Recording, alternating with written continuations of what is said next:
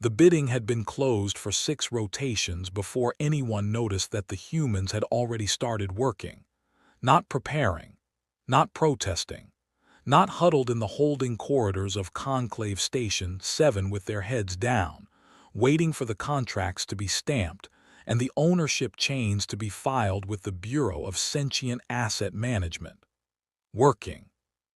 Quietly, efficiently, and with a focus that the Velthari guard assigned to monitor them found deeply unsettling, though he couldn't explain why to his supervisor when the report was filed. He wrote that they seemed organized, crossed it out, wrote purposeful, crossed that out too, and finally submitted a report that said simply, "No violations observed." He did not mention that he had watched one of the humans, a small female with close-cropped dark hair and eyes that moved too quickly, spend 4 consecutive hours mapping, with a sharpened piece of meal packaging material, every corridor junction she had passed through since boarding the station. He did not mention it because he wasn't sure it was against any regulation, and he wasn't sure he wanted his name attached to the document that said he'd noticed. Her name was Maren Voss. She was 31 years old by Earth's reckoning, which translated to approximately 0.43 standard galactic life cycles, young enough that 3 separate buyers had flagged her file as not yet fully developed, which the Bureau interpreted as a point in her favor. Undeveloped assets were malleable, easier to integrate. The Conclave's assessment panel had graded her cognitive profile as above average for her species and her physical conditioning as functional, which in the Bureau's taxonomy meant she would survive reassignment to a moderate labor classification without requiring medical subsidy. Her psychological resilience score, derived from 47 hours of standardized stress interviews that the Bureau administered to all processed sentients, had been recorded as 7.2, comfortably within the manageable range. The panel had moved on before anyone checked what the upper boundary of that scale actually was. It was 9. 9 was the ceiling. And Maren Voss had answered several of the questions in ways that the assessment algorithm hadn't encountered before and had simply rounded down rather than generate an error flag. She didn't know her score. She didn't know there was a score. What she knew was that she had 19 other humans in the holding corridor with her, that 2 of them were children, that the corridor's atmospheric recycler had a specific harmonic frequency in its cycling pattern that matched the ventilation systems she'd studied in the infrastructure documents she'd been quietly accumulating since the first conclave vessel had arrived in orbit above Sao Paulo 14 months ago. She knew the recycler's access panel was on a 15-second maintenance delay between lock cycles. She knew this because she had been watching it, and timing it, and writing nothing down because she was writing everything else down, and she didn't want whoever found her mapping work to understand what was missing from it. She had not told anyone in the corridor what she was planning. Not because she didn't trust them. She did deeply, in the specific way that people trust each other after surviving something no theoretical framework had prepared them for, but because she needed them to behave naturally. And humans, she had come to understand with a particular cold clarity over the last 14 months, were extraordinarily bad at behaving naturally when they knew they were being watched and also knew something the watcher didn't. They gave it away. Every time. Some small tell. A held breath. A too deliberate lack of eye contact. The Velthari couldn't read human micro-expressions with any accuracy, but they could detect pattern disruptions in behavioral baselines, and Maren had spent 3 weeks on this station learning exactly what the Velthari monitoring staff paid attention to and what they dismissed as alien quirk. She was currently exploiting the second category. What she had not yet figured out was whether any of this mattered. Whether what she was building toward, the map, the ventilation schedule, the quiet conversations she'd had with a man named Dow, and a woman named Petra who both happened to have skills she hadn't mentioned to the Bureau's intake processors, would result in anything other than a more complicated version of the same outcome. She was in a corridor on a station that orbited a planet that had no name in any human language.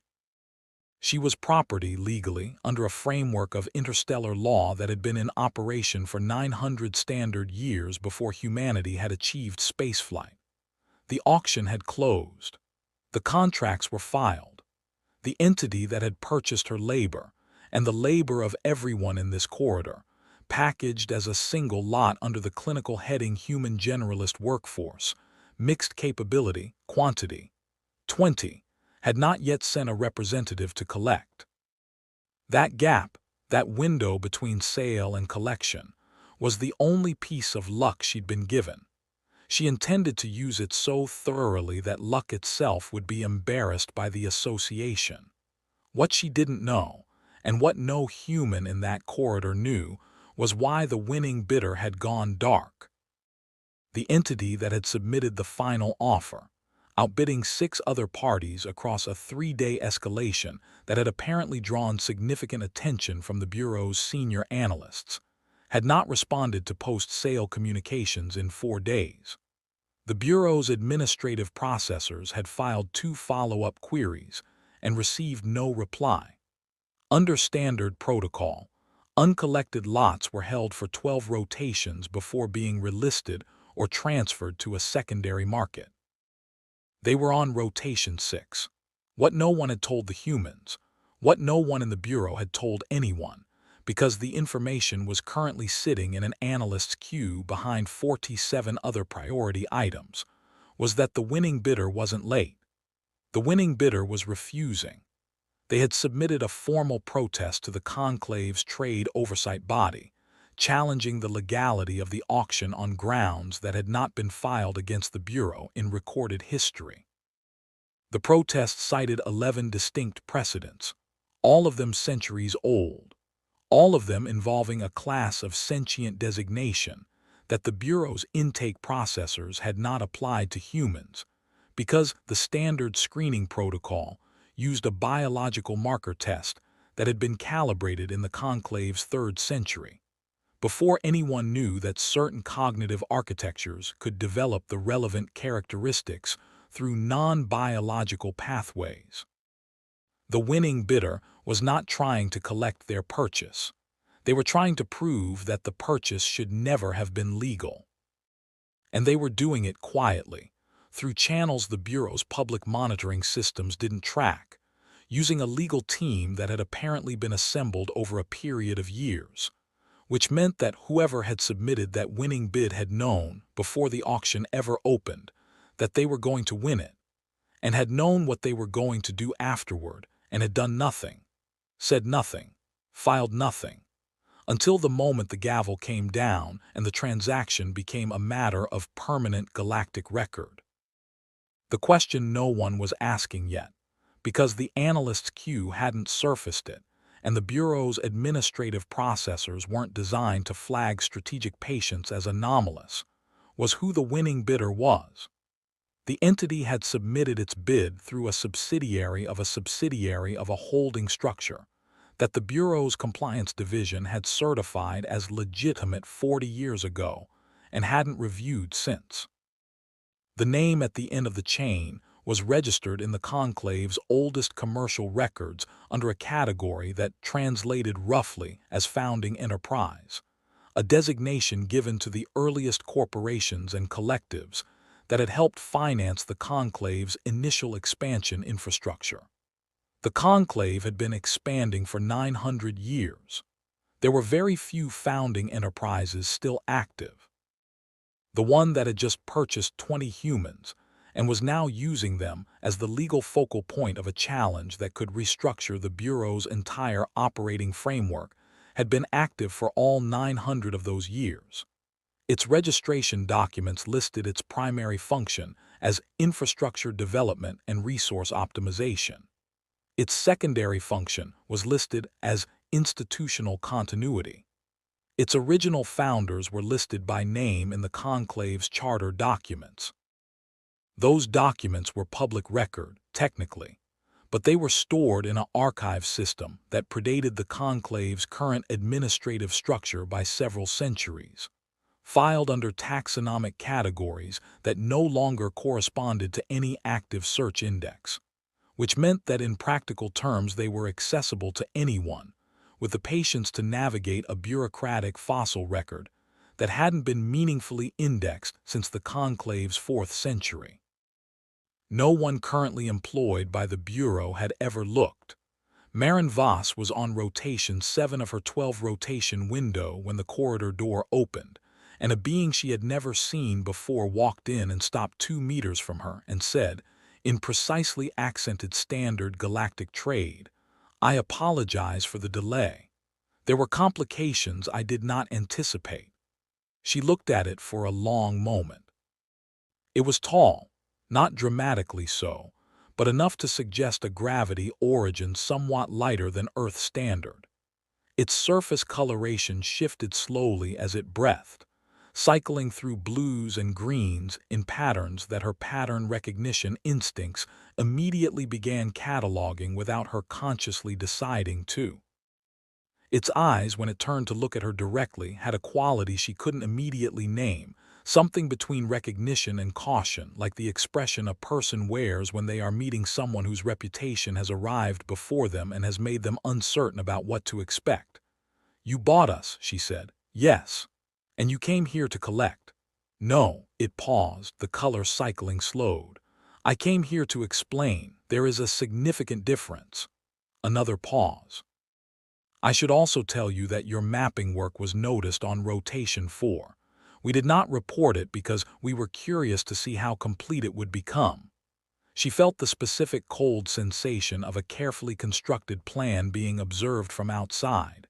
She did not show it, except for a brief pause before her next breath, which she immediately normalized. "Who's we?" she asked. It looked at her for 3 seconds that felt considerably longer. "That," it said, "is the beginning of a conversation that will take some time. I would ask that you call the others, all 20. What I have to tell you concerns all of you equally, and I will not summarize it twice." She almost said why not, caught herself, and instead said, "Why now? You had 6 rotations." "Because," it said, "the legal challenge required the sale to be completed and documented before it could be filed. A contract cannot be contested until it exists.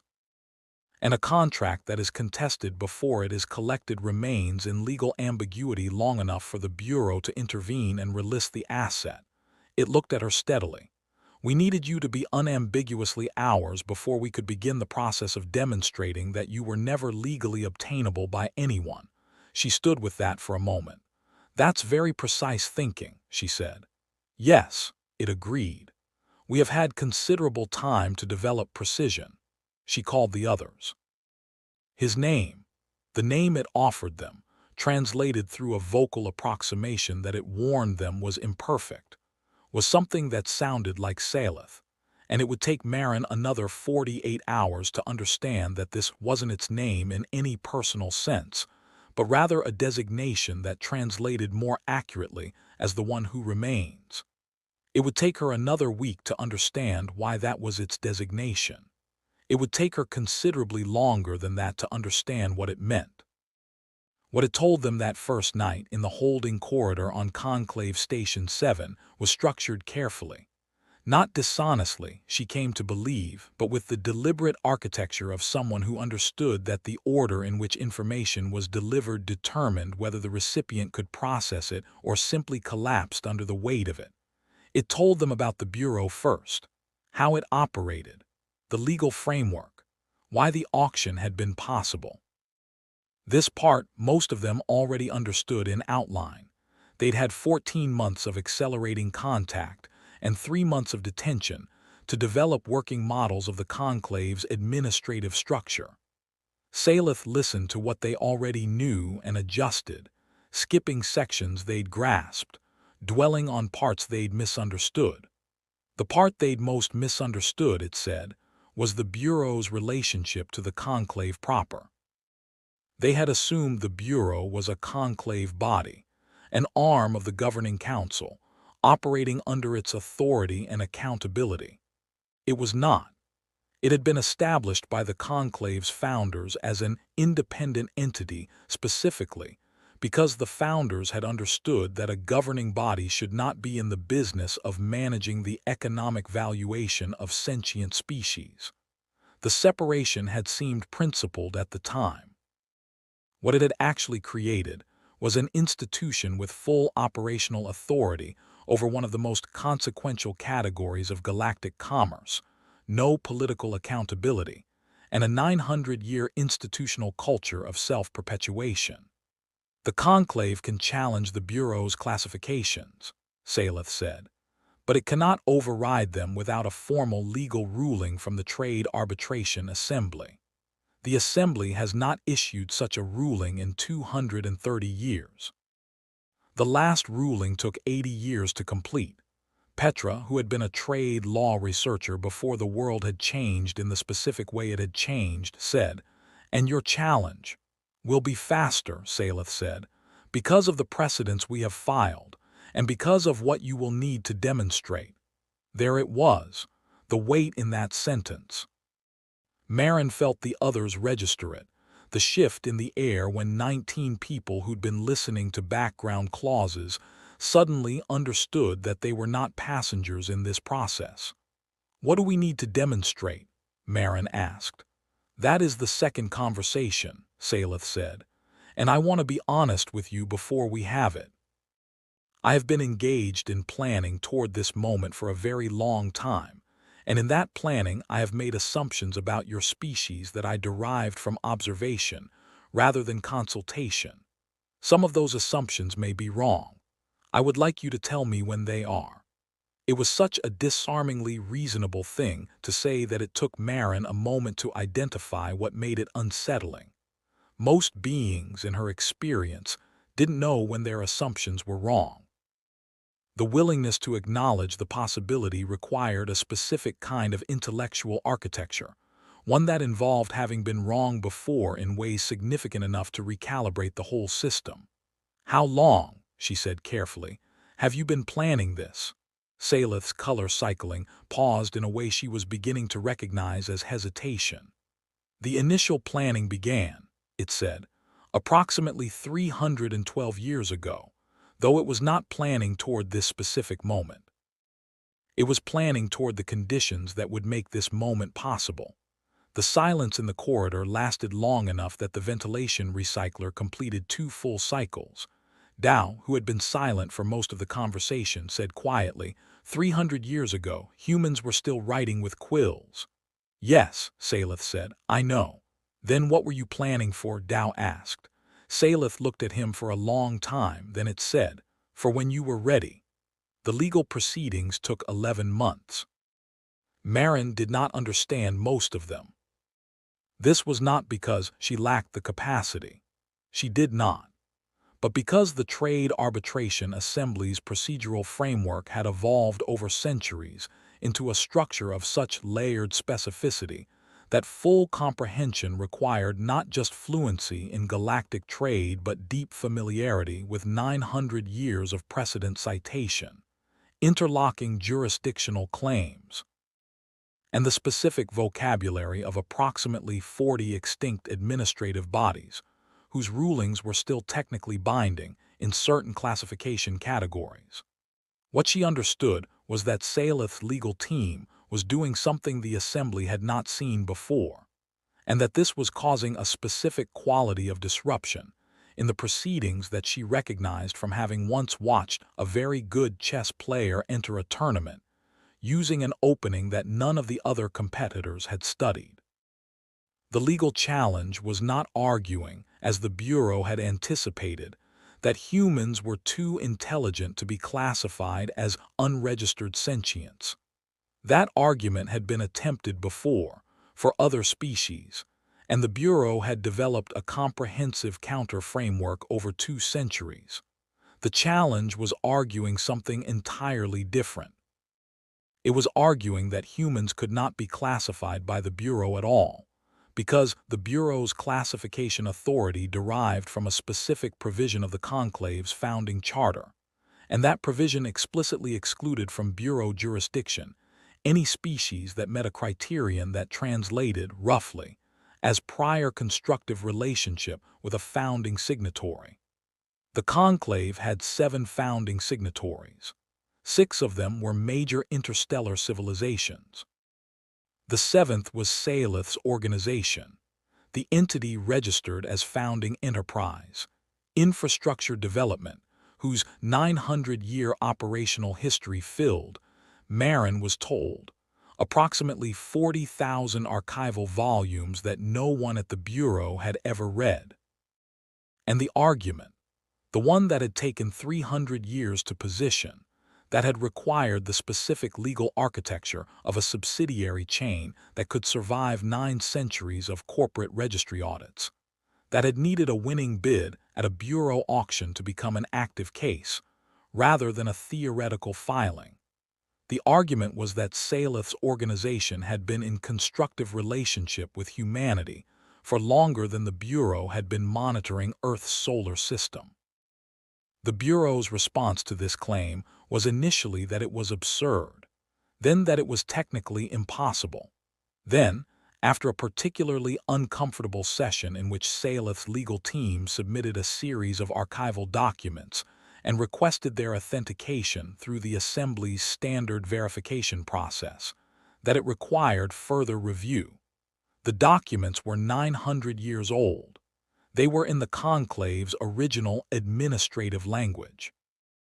And they described, in the clinical vocabulary of the Conclave's 3rd century, a long-term monitoring and development program targeting a biological civilization on a small terrestrial planet in an outer arm of a spiral galaxy, a civilization that had not yet achieved interstellar capacity and would not for several centuries, but which had demonstrated, in the Conclave's technical assessment at the time, anomalous recursive problems solving patterns and non-linear adaptive response to existential pressure that the founding signatories had unanimously classified as requiring extended observation.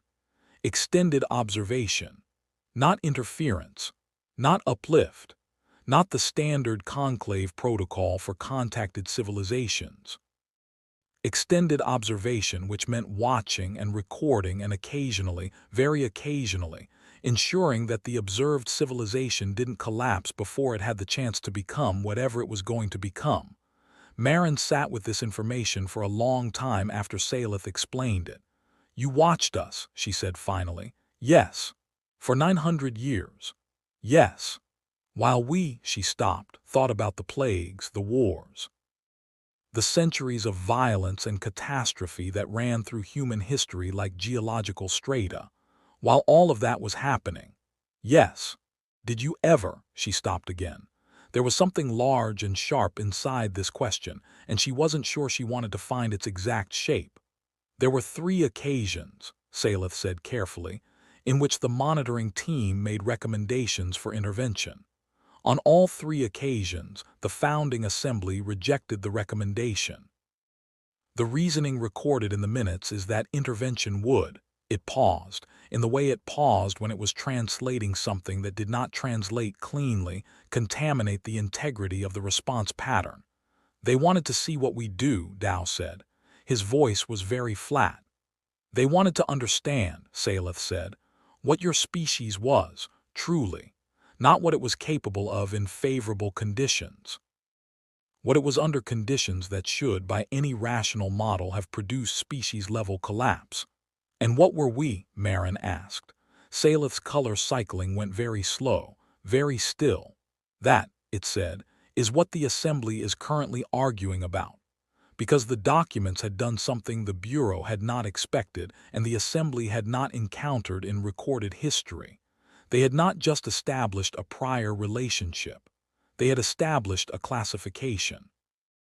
In the Conclave's 3rd century, in language that was now considered archaic, but was still legally binding in exactly the way Saleth's legal team had spent 300 years confirming, The founding assembly had looked at their 900 years of observation data and had filed a classification that applied to humanity and humanity alone, a designation in a category that the Bureau's intake processors didn't even have an index entry for.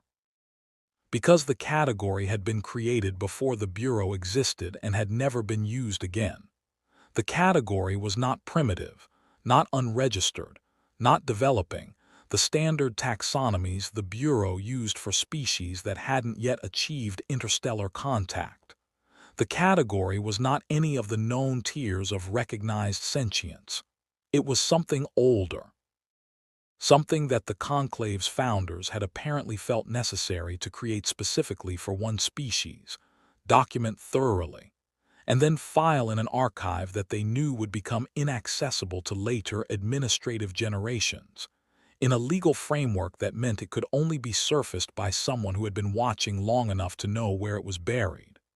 The category name translated, as best anyone in the assembly could render it in modern galactic trade, as those who do not stop. Not resilient, not persistent. The translation was specific, not an adjective but a verb form, a doing word, a designation for something that was defined not by what it was but by what it continued to do. The Bureau's counter-argument collapsed over 9 weeks.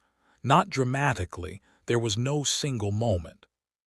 It simply became apparent that the legal team the Bureau had assembled, competent by all modern standards, was arguing against a framework that had been constructed when the Conclave was new, by beings who had built the legal architecture of an entire interstellar civilization from first principles, and that the framework had been designed, whether intentionally or not, to be essentially undefeatable by its own derivative institutions. The Bureau could not override a founding classification. It had never needed to, because no founding classification had ever applied to a species the Bureau had processed. The Bureau had assumed, for 900 years, that it was the primary mechanism by which the Conclave understood and categorized new civilizations. It had been operating in a universe where this was true. It was now operating in a universe where it was not. The Assembly's ruling when it came was careful, deliberate. It did not use the word unprecedented, but every member of the Assembly who spoke during the final sessions said some version of this requires extended consideration, and we must be careful of the implications, which in Assembly vocabulary meant essentially the same thing. The ruling upheld the founding classification. It confirmed that the Bureau had operated outside its jurisdictional mandate in processing and auctioning humanity. It ordered the auction voided, all contracts dissolved, all assets, the Bureau's language for humans, which the Assembly's ruling conspicuously did not use, returned to free status. It also, in a provision that Saleth's legal team had quietly included in the filing, and which had apparently survived review without attracting significant attention, because it was written in 3rd century administrative language that the Assembly's current staff had needed to look up, required the Bureau to acknowledge the founding classification in its permanent registry, and apply it retroactively to all human individuals who had passed through Bureau processing. Every human who had been auctioned, processed, assessed, and labeled by the Bureau was now legally carrying a 900-year-old designation that said, in the oldest living language of the Conclave, "This one does not stop." It was Dow who first understood what that meant for the Bureau's future operational capacity. He came to Marin at the end of a long day in the Assembly gallery and sat down next to her and stared at the floor for a while and then said, "They can never do it again, can they?" "To us? No," she said. "But it's more than that," he said. "The classification is in the founding charter. Bureau jurisdictional authority derives from the founding charter. If there's a species class in the founding charter that the Bureau can't process, then every species the Bureau has ever processed," Marin said, "now has a legal basis to ask whether the Bureau had a classification on them before it started, whether there was something in the archive that they didn't check. The silence stretched. Saleth knew that, Dao said. It was not a question. Yes. From the beginning, she thought about 300 years of planning, the subsidiary chain, the timing of the bid, the quiet construction of a legal case that used the conclave's own founding architecture as a weapon against an institution the founders had never imagined would behave this way. She thought about 40,000 archival volumes.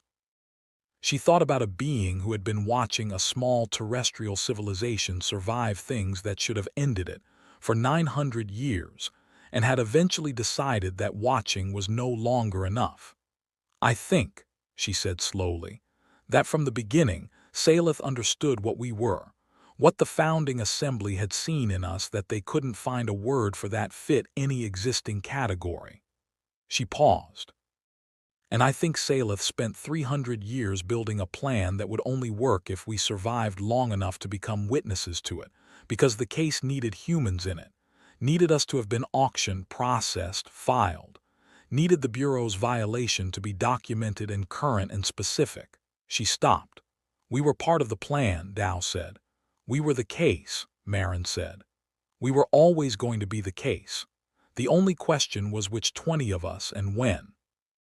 Dao was quiet for a very long time. Then he said, "Are you angry?" Marin considered this honestly, the way she considered everything without flinching from the shape of it. Was she angry that Saleth had needed the auction to happen, that 20 people, including 2 children, had spent months in a holding corridor on a space station, catalogued like equipment, while a 900-year legal strategy waited for its correct moment? I was, she said, when I first understood it. And now? She thought about the founding assembly's deliberations, 3 occasions on which the monitoring team had recommended intervention, 3 rejections, contaminate the integrity of the response pattern. They had needed to see, without interference, what humanity was, and what humanity had been, under conditions that should have produced collapse, was the thing they had reached for a new category to describe: a doing word. A verb form designation for a species that continued in the specific way that a river continues, not despite obstacles but incorporating them, routing around or through, carrying whatever had fallen into it and depositing it somewhere downstream, always moving, never asking whether movement was reasonable. Saleth told me something, she said. After the ruling, I asked why the founding assembly had never made contact. Why, if they had a classification for us, they had never intervened, made themselves known, started the relationship formally. She paused. Saleth said the minutes of the founding assembly's last review session, which was approximately 40 years ago, noted that the monitoring team had identified a new development in humanity's trajectory. The first interstellar contact protocols, the beginning of our reaching toward the stars. She paused again. The founding assembly voted at that session to begin positioning for formal contact. The timeline they set was 50 to 100 years from that point. Dao looked at her. The conclave arrived 14 months ago. Yes, Marin said, and the Bureau moved faster than any founding assembly member could have anticipated, because the Bureau didn't wait for a formal contact protocol. It didn't categorize, observe, or convene. It identified an unregistered species, assessed its economic utility, and opened an auction. The silence between them had weight. They interrupted the plan, Dao said. The Bureau created a crisis, Marin said, that Saleth converted into a faster version of the plan. She looked at the floor. Which is why Saleth told me that some of its assumptions about us might be wrong, because the original plan had involved introduction, context, time. She looked up. Instead, we got holding corridors and intake processing, and a months-long wait in a transit station, while a legal case was filed in an archive language most living beings couldn't read. And we, Dao stopped. What did we do that surprised them? She almost smiled. Apparently, she said, The monitoring team's behavioral projection for 20 humans placed in that situation anticipated 3 to 4 days of observable distress before behavioral normalization, after which they projected the group would organize around comfort and social cohesion, attempt communication with guards, seek information through available channels. That's what most people would do, Dow said. Yes, Marin said, most people would. She did not say the rest of it. She did not say that the monitoring team had filed an updated observation report on rotation 4, the one where they'd noticed her mapping, that contained a notation in its summary that would, she later learned, be cited 3 times in the assembly proceedings as supporting documentation for the founding classification's contemporary applicability. The notation said, in the clinical language of 7 centuries of xenobehavioral science, subject has identified the ventilation maintenance cycle gap without access to technical schematics. Subject has begun systematic architectural mapping using available materials. Subject has compartmentalized this activity from group awareness to protect behavioral baselines. Subject appears to be building toward an objective we have not yet identified. And then, after a pause that was visible in the document as an unusually long gap between automated timestamp entries, the monitoring team had added, "We are genuinely uncertain what the objective is." That uncertainty, in a team that had been observing humanity for 9 centuries, that had watched the rise and fall of civilizations and the grinding persistence of what survived them, that uncertainty was, Saleth had told her, the moment the monitoring team had escalated their report to Saleth directly. Not because her behavior was dangerous, not because she had violated any protocol, but because they had encountered something their models did not contain, and they did not know whether to classify it as concerning or consistent with classification, and they had needed Saleth to look at the data and tell them. Saleth had looked at the data. Saleth had read the report. Saleth had looked at the timestamp gap between the last behavioral observation note and the summary, and had understood what it meant, that the monitoring team had sat with the data in a kind of professional uncertainty that beings who had been doing this work for generations almost never experienced. And Saleth had told them, consistent with classification, do not interfere. The Bureau's Director of Operations resigned 4 months after the Assembly ruling. The formal investigation into the Bureau's processing protocols, which the ruling had mandated, was expected to take years. 47 other species that had passed through Bureau classification in the last 2 centuries had filed preliminary inquiries with the Assembly's Archive Division, requesting review of their original intake documentation for the presence of pre-existing classifications. The Archive Division, which had 3 staff members and equipment that was considered state-of-the-art in the Conclave's 6th century, had issued a statement acknowledging the inquiries and noting that response times were uncertain. Marin was present for the filing of that statement. She was present for a great deal, by then, not as a legal representative or an official witness, but as someone whom the Assembly members kept finding themselves wanting to speak with, informally, in the corridors outside the formal chambers, in the way that people seek out a specific interlocutor when they are trying to understand something they can feel at the edge of their comprehension, but cannot quite reach. What they were trying to reach, she thought, was the thing the founding assembly had needed a new category for. They were trying to understand what it meant that a species could be in a holding corridor on a transit station, assessed and cataloged and sold, and could spend that time mapping the ventilation system, not raging, not despairing, not organizing resistance in the obvious ways, the ways that every behavioral model in the Conclave's extensive literature on process species psychology would predict. But doing, quietly and without announcement, exactly what needed to be done for whatever came next. as if the situation's hopelessness was simply a variable to be worked around, as if the appropriate response to being told you were property was to begin, very carefully, understanding the property's physical plant. One of the assembly members, a Velthari jurist who had been on the panel that approved the Bureau's original processing protocols, and who had, since the ruling, developed a quality of troubled attentiveness that Marin recognized as the particular discomfort of someone whose foundational assumptions had been structurally compromised.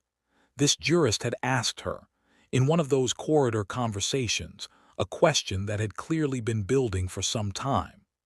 "You're mapping," the jurist said. "In the holding corridor, when you were timing the ventilation cycles," a pause, "were you planning an escape?" Marin looked at her for a moment. "I was planning for everything I didn't know yet," she said. The jurist absorbed this.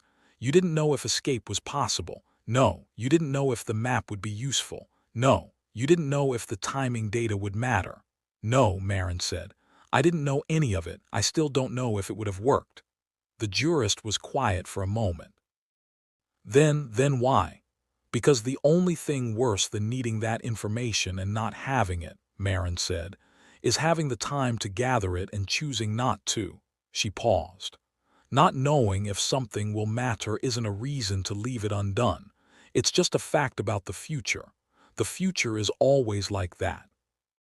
The jurist looked at her with the expression that Marin had come to recognize, the one that appeared on faces across multiple species at different moments, and that carried the same quality regardless of the features it was arranged on. Not fear, exactly. Not awe, exactly. Something that lived in the space between them, in the cognitive gap that opened when a being encountered something that its entire experiential and cultural framework had not prepared it for, and had to stand in that gap without collapsing. "In my experience," the jurist said finally, "when beings are in situations with no predictable outcome, they either act as though the situation is manageable and exhaust themselves on actions that may be pointless, or they cease acting and wait for clarity." A pause. "You are describing a third approach." "Yes," Marin said. "What do you call it?" She thought about it. About the holding corridor and the mapping. About Dow, who had spent those same months quietly documenting every interaction the guards had with any of the group, building a behavioral model of their decision-making patterns that had never been used and probably never would be. About Petra, who had spent her time constructing in her head, because she had no materials, a complete legal argument based on the founding charter provisions she'd spent years studying. An argument that turned out to be structurally similar in its core moves to the one Saleth's legal team had filed. Not identical, similar. As if the same shape had been independently discovered by two minds approaching the problem from different angles and different centuries, and entirely different amounts of available information. "We don't have a word for it," Marin said finally. "We just do it." The jurist nodded slowly. Something in the nod suggested that this answer was exactly as unsatisfying and exactly as informative as she had expected it to be. The Bureau's Registry amendment, the formal entry of the founding classification into the active taxonomy, was completed 7 months after the ruling. Saleth attended the filing in person, which was unusual. The filing of registry amendments was an administrative function typically managed by junior clerks in the Bureau's documentation division, not a ceremony that founding enterprise representatives observed. But Saleth was there, standing quietly at the back of the processing room while a clerk entered the category designation and its legal description into the active index. And Marin was there because Saleth had asked her to be, without explaining why, and she had learned by then to trust the weight of Saleth's unexplained requests. When it was done, when the designation "those who do not stop" was formally active in the conclave's living legal taxonomy, Saleth stood for a moment in the processing room's pale institutional light, and its color cycling was the stillest Marin had ever seen it. She understood then. what it had been watching for, what 900 years of observation had been waiting to confirm, not with certainty, because you could never have certainty about a species until it had been tested in specific ways, and the test you most needed to see was the one you could not construct, only witness. The founding assembly had seen something in humanity's early patterns and had needed to know if it would hold. If the thing they had observed in the recursive problem-solving and the non-linear adaptive response was a statistical artifact of early-stage development or something structural, something that would survive not just ordinary adversity, but the specific kind of adversity that broke adaptive patterns in most species, the adversity of knowing your situation was hopeless, of being told, by every available signal, that rational analysis had nothing useful to offer you, that the correct, logical, evolutionarily sensible response was to stop. The founding assembly had needed to know what humanity did in that moment. And the Bureau, with its 900-year-old processing protocols and its economic valuation frameworks and its intake assessment panels that rounded down rather than generate error flags, the Bureau had given Saleth the test conditions that 9 centuries of watching had never quite produced. 20 humans, holding corridor. Transit station. No information, no advocates, no apparent options, no rational basis for anything other than waiting. And what had happened was, Marin had started mapping, Dow had started documenting, Petra had started building a legal argument in her head, not because any of it was guaranteed to help, not because they had reason to believe help was coming, not because some rational calculation had determined that action was more likely than inaction to produce a favorable outcome. Because the alternative was leaving something undone that could be done. Because the future was uncertain and uncertainty was not a reason to stop.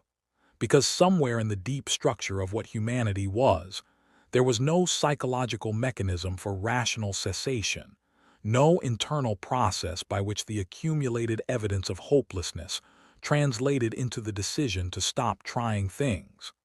Other species had that mechanism. Most species had it. It was, the Conclave's xenopsychological literature agreed, an adaptive feature, a way of preserving cognitive and physical resources by recognizing when expenditure was no longer rational. Humans had the capacity for despair.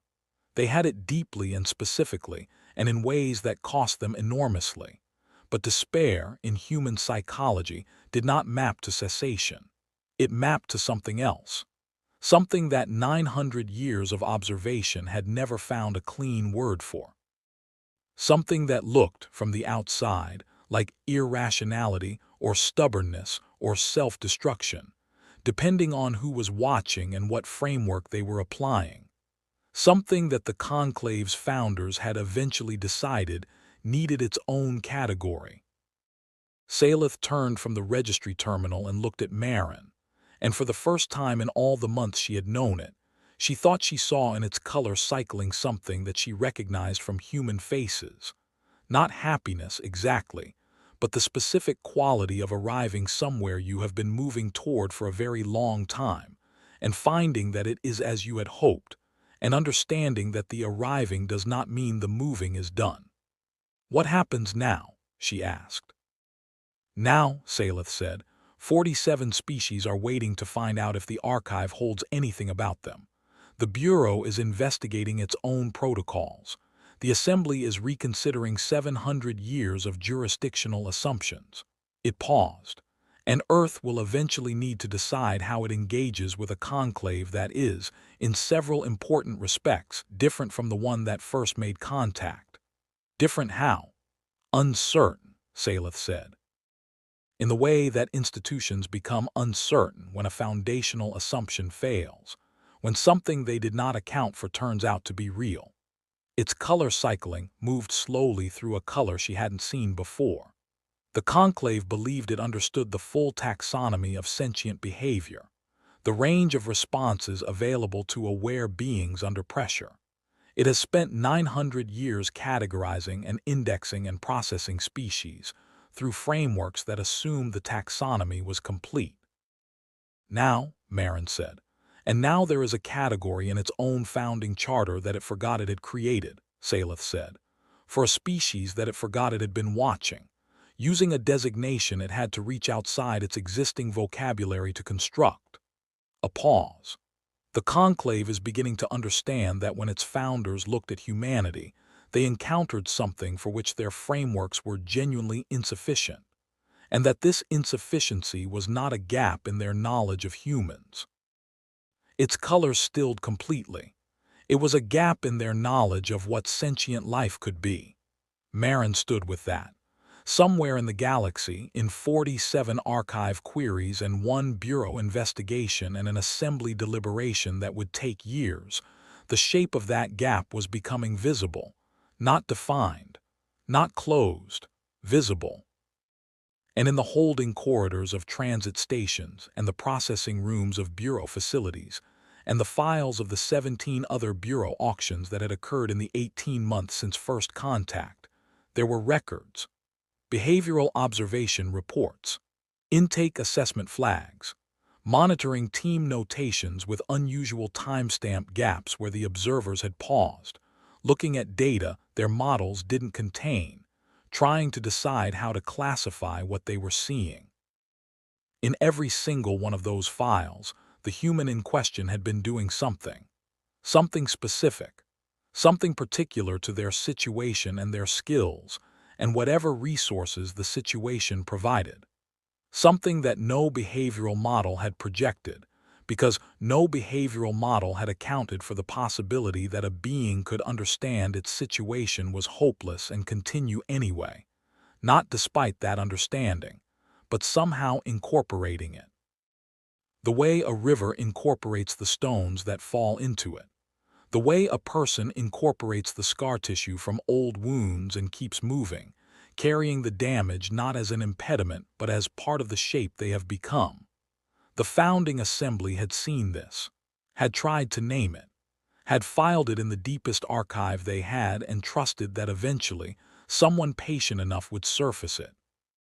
And somewhere between the stars, in the permanent record of a 900-year-old conclave, next to the name of a species that had spent its entire existence being told by circumstance and probability and the cold mathematics of extinction that it should have ended by now, there was a designation, a verb form, a doing word in the oldest language of the oldest interstellar civilization in the known galaxy.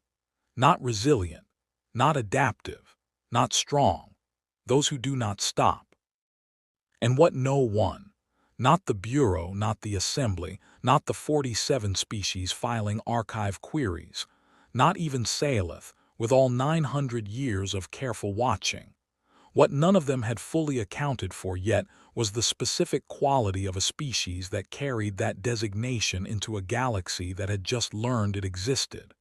Because they were not done. They had barely started.